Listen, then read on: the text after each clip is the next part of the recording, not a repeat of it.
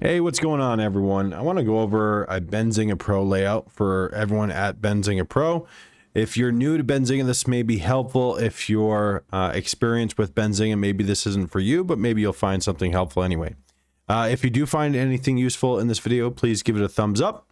And I'm just going to go over briefly my layout for a momentum layout, more so based around low float trading, but you can really manipulate the filters however you see fit. So we've got the Benzinga layout right here, and I'm going to go ahead and open up. For me, I'll start with, let's start with the details page. So that will ensure that I have the details page in the upper left-hand corner. But I can, of course, move that around afterwards, and I'll show you that in a minute. So the details page is going to have pretty much everything, right? It's going to have the overview. It's going to have news. It's going to have the calendar for upcoming earnings and things like that. We're going to have the chart, which is really helpful. Right? We've got financials, peers, everything. So, you know, I've got a list of different tabs up here that you can go through. Even the key data itself, if you're looking for specifics on the key data, which is really helpful. So the overview or details page is number one in my opinion. So I'm going to add that one on first. Next, I want to add on a scanner. So I'm going to go ahead and hit the scanner button here. And you can add these different ways, but I'm just going to show you how to do it from using this sidebar on the side. So now I'm going to go through these filters and narrow down these results because as you can see, this list is just huge, right? And I don't need that many alerts or results. So I'm going to go to the price and volume tab, and I'm going to manipulate the data for stocks. I'm going to do a custom from, let's see, 1 to, let's say $10, right? And again, this is going to be a very specific scanner, but you can really get an idea and a feel of how you can manipulate the data. I'm just going to go over this briefly because I'm more going over the layout rather than the specifics in the scan itself. So $1 to $10 maybe. Let's see. I want to see if it's up from the previous close, right? So over 1. So from the previous close, you can see that right there.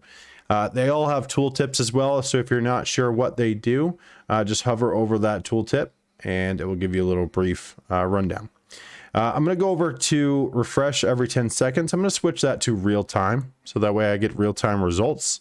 And I'm also going to go over to the reference tab and I'm looking for float here. So let's look for float size. And here it is, share float. So I want to see stocks under, let's say 20 million share float. This is going to be a very specific low float scanner.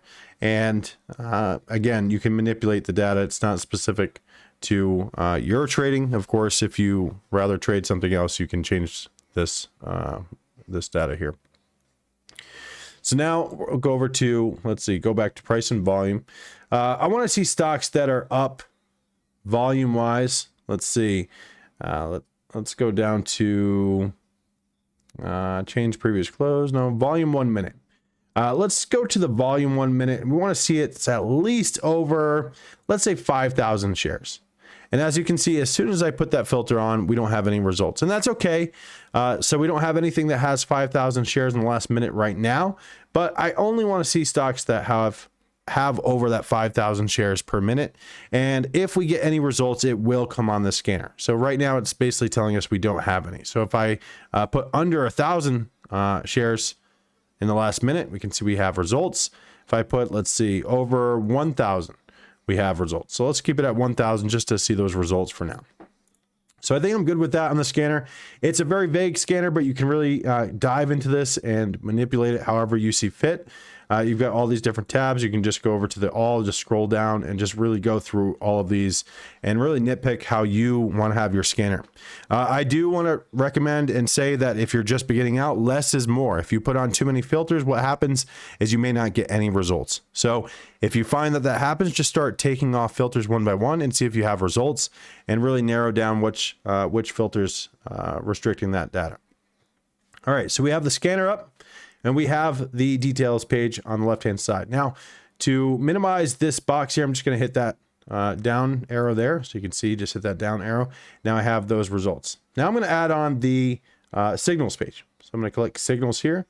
And I'm going to move this one over to this side. You can do that just by moving it like this. If I can get it right.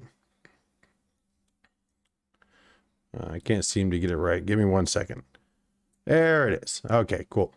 So now we have the signals in the bottom right-hand corner, and that's kind of how I want to have it set up. Now, what's really cool is if I go to the chart tab under our details page, not the chart, we have the details page.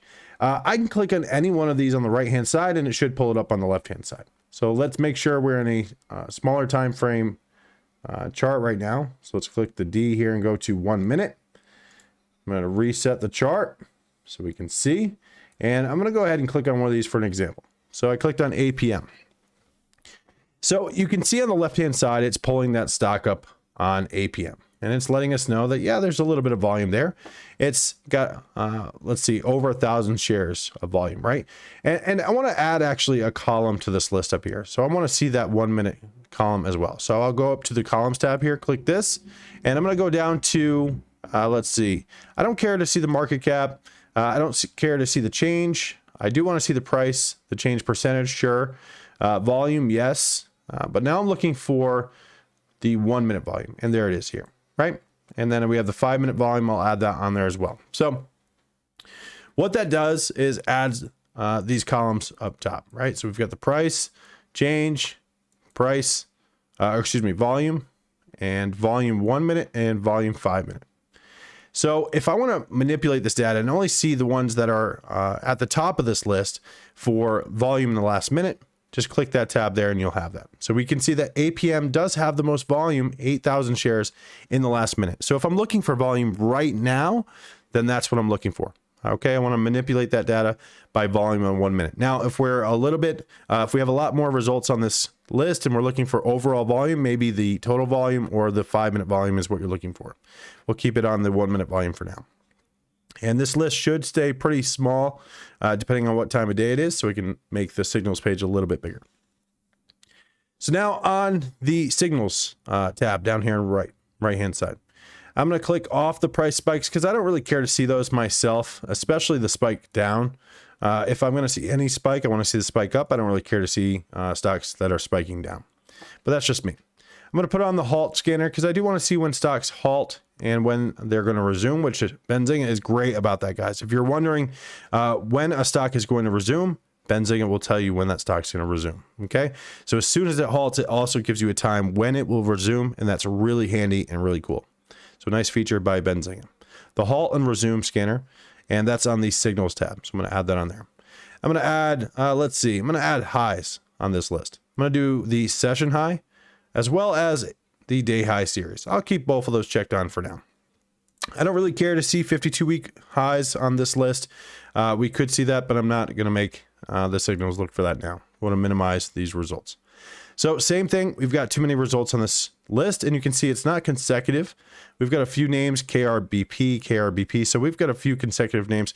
We want to make this a little bit narrowed down. We want to see these consecutive names. We want to see a little bit higher quality results, right? So let's match these filters with these filters up here. So I'm going to click the filters tab, add a filter, go up to share float, click that there. And I believe we had up to 50 million. Or was it 20 million? I think it was 20 million. So let's do 20 million, right? So 20M. There we go. All right, so 20 million for the share float. Now we can see we shut down some of those alerts. We still have that KRBP, but we don't have as many alerts that we had before. So let's go ahead and add more filters to this. So I'm going to add another filter, and let's see. I want to add the price, right, from previous close. So I'm going to go ahead in here and let's see. We want to see stocks between $1 and say $10. Okay. And let me just verify that we have the same up here. 1 to 10, 1 to 10. Yes. Let's see the change, and we have the volume over 1 minute. So I want to add that if I can. Let's see. We can add the average 10-day volume, but not the 1 minute volume. Okay. So that's okay. We're going to have that set just like that. So I'm looking for stocks now that have the share float 20 million shares or less, 20 million share float or less, and the price between 1 and 10. So let's see what other filters we have on here. We do have the average volume for the 14-day. We have the change. We have the market cap, which I don't really care to see. The country, the shares outstanding, things like that. So if you want to see these things, you can. I think I'm good with with that. So now I'm just looking for stocks that are basically under 20 million share float between 1 and 10 and are hitting new highs, right? Because these are session highs as well as, let's see, the high of day as well. And let's turn off those session highs for now. Let's just do day high series, right?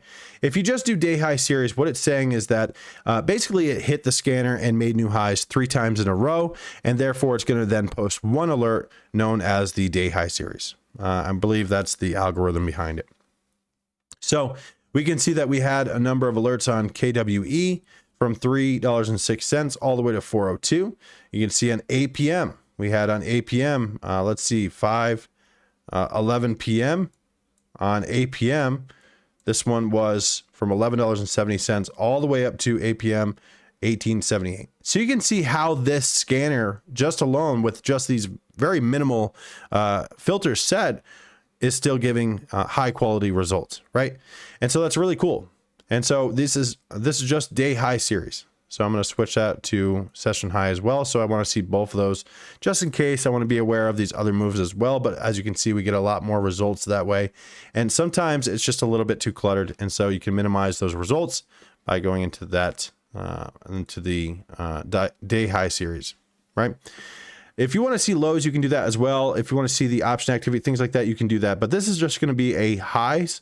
So stocks making new highs. And it's going to let me know about halts, when they halt and when they're going to resume, right? Anything under 20 million share float.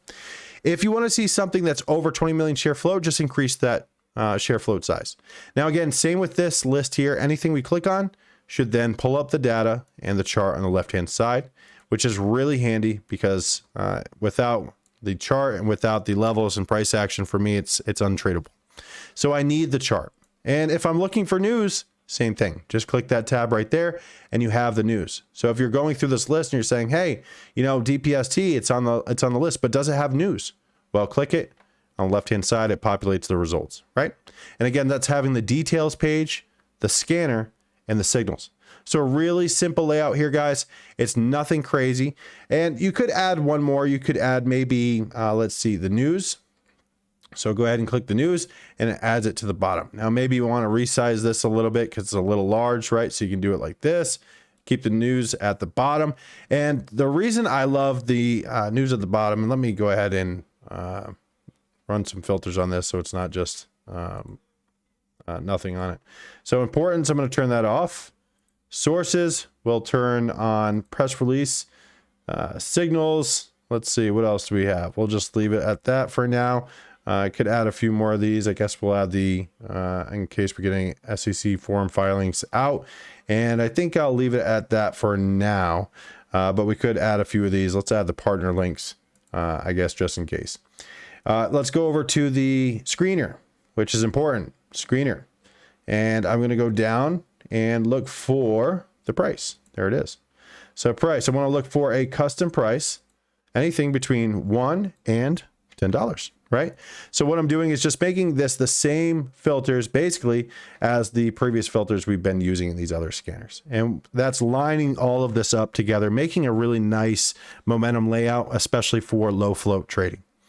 So if I go down here, let's go to volume 1 minute, same idea, right? So we want to see stocks that have news, but we want to see that it has over 1,000 shares in the last minute, right? So no volume, no trade, right? So in this scenario, what we're looking for is, yes, we are screening for news, but we're also screening for news that has volume paired with it. Now, it's not a lot of volume. It's only 1,000 shares, but we're looking for some volume. And we'll let the chart let us know and the scanner let us know if there's more volume rolling into it. Let's see, what else do we have on this list that I want to add? Let's see. Share float. Of course, want to add that. And I think we've been doing this one under 20 million share float. So I'm going to go to the side over here and just hit 20 million.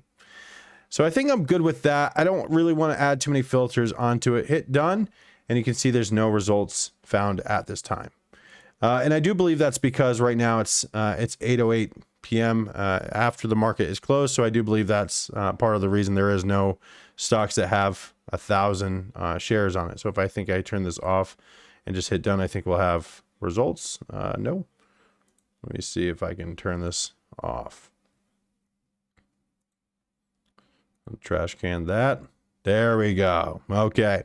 Now we've got alerts, right? May 2nd. And that's what today is. Now, again, this is just a list of anything that has news under 20 million share float. So this is not going to be really adequate for what I need. What I need is this list narrowed down. So again, we can narrow this list down by going into the scanner, going into this screener here, and we can go into the all these different filters. But what I'm again looking for is the volume on the 1 minute chart. So here's the change. There's the volume 1 minute. And of course you can look at the volume of the 5 minute if you prefer. So 1 minute volume, just like that. I'm going to go ahead again, over 1,000 shares. Excuse me, that's under 1,000 shares. We don't want that, do we? Over 1,000 shares. There we go. Hit done. Yes, there's no results at this time, but that's okay. There will be if we start to see anything with news tomorrow morning that has over 1,000 shares on the 1 minute chart. Then we're going to then see it populate in this feed here. So now this is a really great layout because what we have is we have the news here. So if we're looking for something specific and we're not seeing it on this list, you can always type it in the top here. So maybe 8 p.m., type it in, hit enter, and guess what? You've got your list of news because we're on the news tab. If you hit the chart tab, well, you've got the chart right there at your fingertips.